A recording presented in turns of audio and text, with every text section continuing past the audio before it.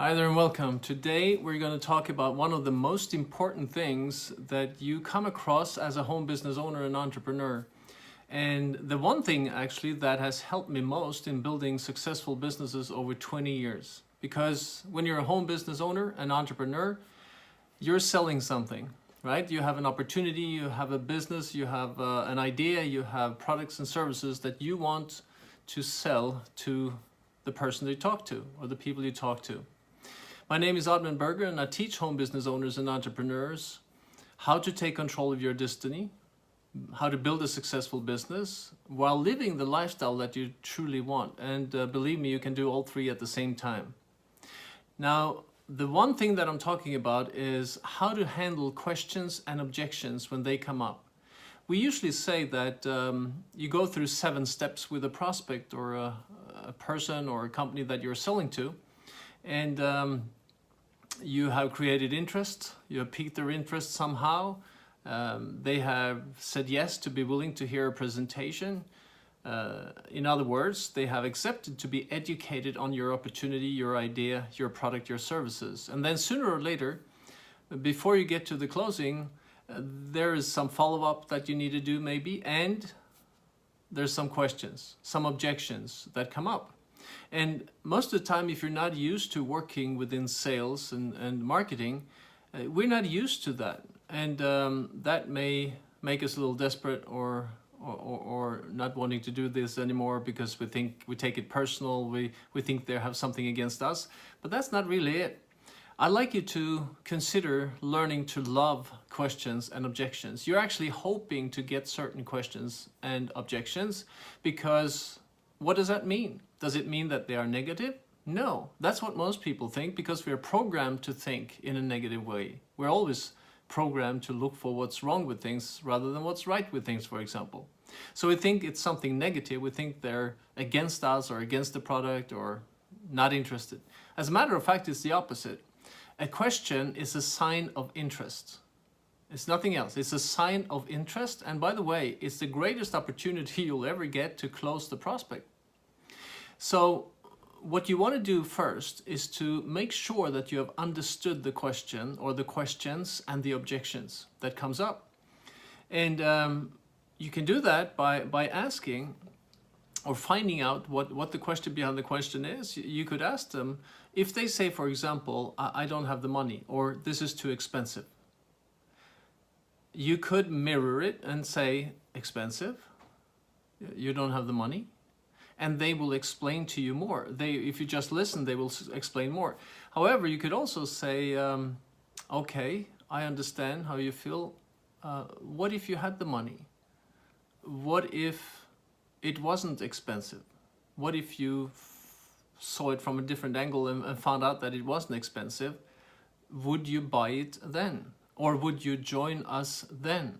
Would you then invest your time and your money into this opportunity and join us? Or would you then buy my service, my product?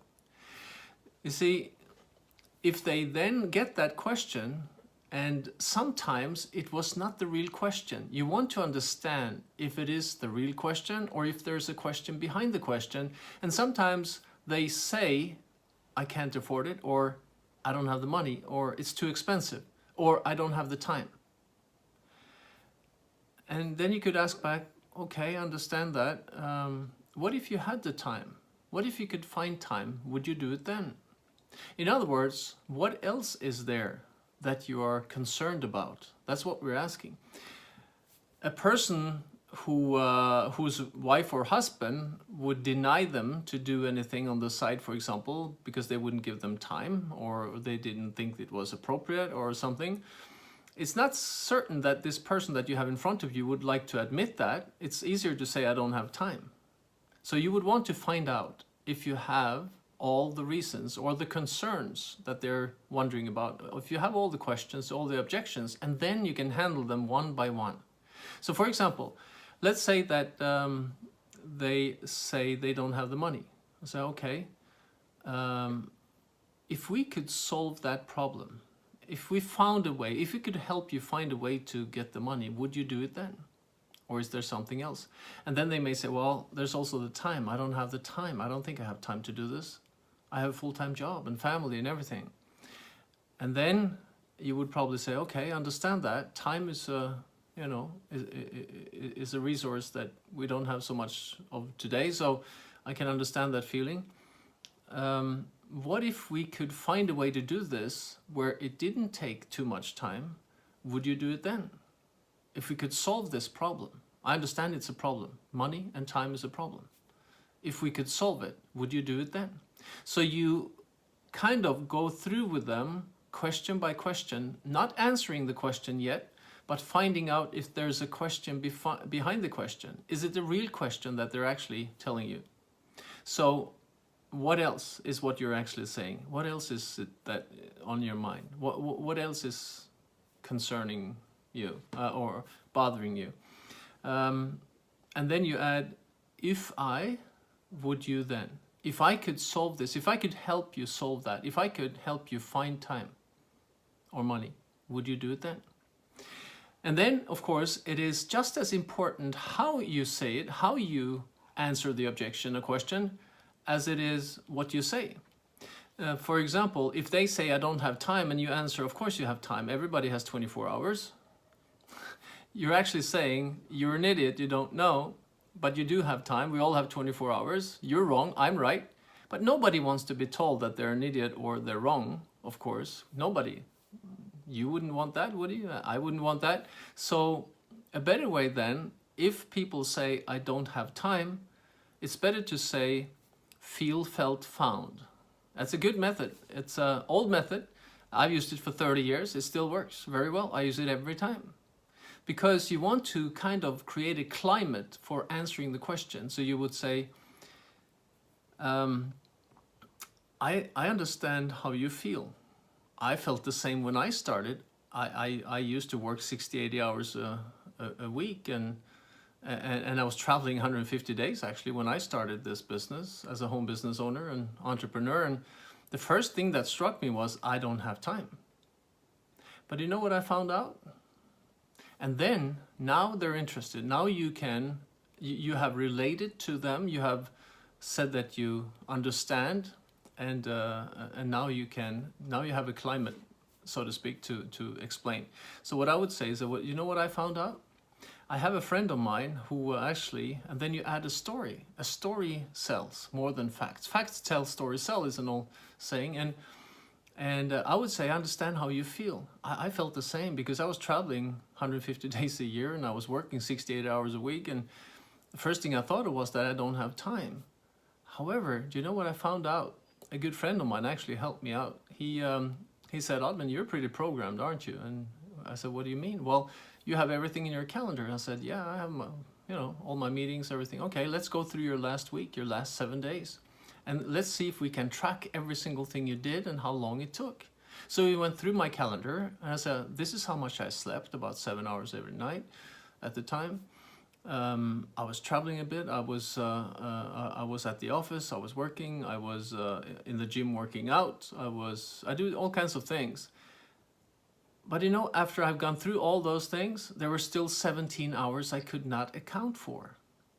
So what did that tell me? Well, it told me that if I couldn't even remember what I had done in those 17 hours, then it was probably not that important. So if I prioritize 17 hours to starting this business on the side as a home business owner and entrepreneur, which I always wanted, by the way, then I will automatically prioritize away those things that I couldn't even remember that I had done, right? Now, this is a story connected to arguing why. So I understand how you feel. I felt the same because I was in a similar situation, didn't have much time, but this is what I found out, and this is my story around it. And that is a compelling story that most people can recognize themselves in. And it may help them start thinking about how they can get time. And I would finish that by saying, what if we go through your calendar? Would you like us to now? We can see, you'll get surprised as I did. Let's see what we can find out. And that's how we do this. And with that, you can solve actually any objection or question that you want. It's a sign of interest. Learn to love it and use it to change a prospect from being reluctant or negative into becoming positive and hopeful, and help them answer their questions, objections. It's actually a question for help is what they're expressing when they have an objection, and we can help them with those answers so that they can easier make a decision to join us.